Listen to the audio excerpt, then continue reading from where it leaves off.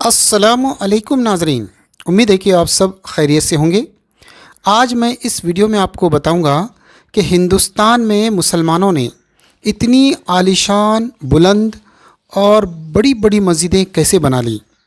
इनके पास इन मस्जिदों को बनाने के लिए इतना पैसा कहाँ से आया और किस मकसद से उन्होंने इतनी बड़ी मस्जिदें बनाई हैं और इन मस्जिदों के बनाने पर उनको क्या फ़ायदा होता था और किस फ़ायदे को मद्देनज़र रखते हुए उन्होंने इतनी बड़ी बड़ी मस्जिदें बनाई है जो आज 400, 500, 800 साल बाद भी सही सालिम खड़ी है, जिनको आज के कुछ गैर मुस्लिम देखकर इतने ललचाते हैं कि किसी तरह से इन पर झूठा दावा करके इन मस्जिदों को हथियाने की कोशिश करते हैं। इनके इस लालच का शिकार कई मस्जिदें हो चुकी हैं, उसमें एक मस्जिद तो बाबरी मस्जिद ही है। आखिर सवाल यही है कि मुसलमानों ने इतनी बड़ी बड़ी ऊंची ऊंची और आलीशान और कीमती मस्जिदें कैसे बना ली और क्यों बनाई है।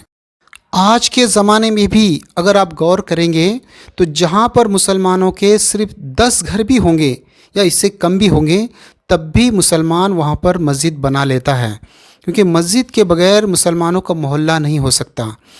ऐसे ही आप देखेंगे कि जंगलात में अगर मुसलमानों के 10-5 खेत हैं तो वो 10-5 खेत वाले मिलकर भी एक छोटी सी मस्जिद वहाँ बना ही लेते हैं ताकि उनको वहाँ पर इबादत करना आसान हो जाए।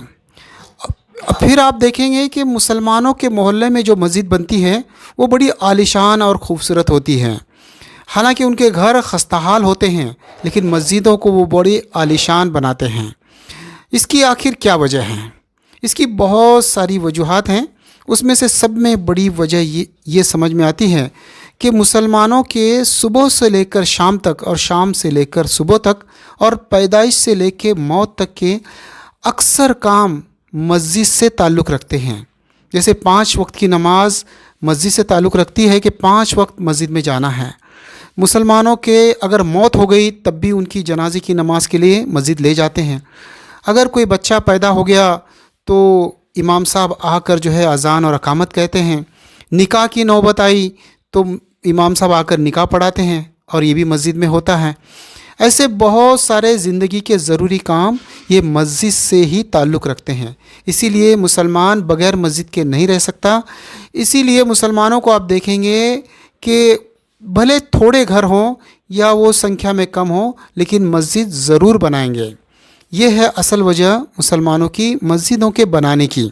एक और वजह भी है मस्जिदों के बनाने की, इसलिए कि इस्लाम में मस्जिद बनाने का बहुत बड़ा सवाब बतला गया है, नेकी बतलाई गई है।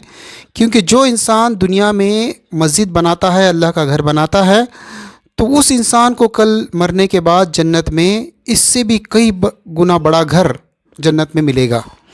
और जब तक मुसलमान लोग इस मस्जिद में नमाज़ पढ़ते रहेंगे और जब तक ये मस्जिद बाकी रहेगी, तब तक उन सारे लोगों की नेकियां जो वहाँ के लोग कर रहे हैं उनको मिलने के अलावा जिसने मस्जिद बनाई है, जो इस मस्जिद के बनने का ज़रिया बना है, उसको भी उन सारों की नेकियां मिलती हैं। यानी जब भी मुसलमानों को खुशी होती, कामयाबी मिलती या कोई दुनियावी चीज़ उनको हासिल होती, तो मुसलमान उस खुशी में मस्जिद ज़रूर बनाते हैं। इसीलिए आज हिंदुस्तान में हम देखेंगे कि कितनी मस्जिदें हैं, गिन नहीं पाएंगे, इतनी मस्जिदें हैं। किसी को अगर छोटा सा फ़ायदा होता है तो छोटी सी चीज़ ले जाके मस्जिद में दे देता है, और अगर किसी को बड़ा फ़ायदा होता है तो बड़ी चीज़ मस्जिद में दे देता है। बल्कि जो अल्लाह ने हमको दिया है उसमें से अल्लाह के घर को भी देना है। तो ये आपके बात समझ में आ गई होगी कि हम मुसलमानों ने कभी भी किसी मंदिर को तोड़कर, किसी की जगह हड़प करके या किसी का भी कोई माल और दौलत छीन कर मस्जिदें नहीं बनाई हैं। और ये जो दावा लोग करते हैं ये झूठे हैं और लालची हैं। इनको किसी भी तरीके से मुसलमानों की मस्जिदों को हड़पना है, इस वजह से ये दावा करते हैं। किसी छीनी हुई ज़मीन पर मस्जिद नहीं बनाई जा सकती, बल्कि उसको ख़रीद के लेना पड़ता है। ऐसे ही किसी का हराम माल भी मस्जिदों पर नहीं लगाया जाता है, क्योंकि मस्जिद में जो माल लगता है वो हलाल माल लगता है। और एक बात अच्छी तरह ज़हन में रख ले कि मुसलमान कभी भी मस्जिद के लिए गैर मुस्लिम से चंदा नहीं करते, क्योंकि गैर मुस्लिम का पैसा मस्जिद पर नहीं चलता है। بلکہ مسلمانوں ہی کا پیسہ چلے گا، وہ بھی حلال پیسہ چلے گا. حرام پیسہ اگر ہوگا تو وہ بھی مسجد پر نہیں لگایا جائے گا. تو آپ خود ہی سوچ لیجئے کہ مسلمان کسی کے مندر کو توڑ کے مسجد کیسے بنا سکتا ہے، اور کسی کی جگہ کو زبردستی چھین کر وہاں پر مسجد کیسے بنائی جا سکتی ہے.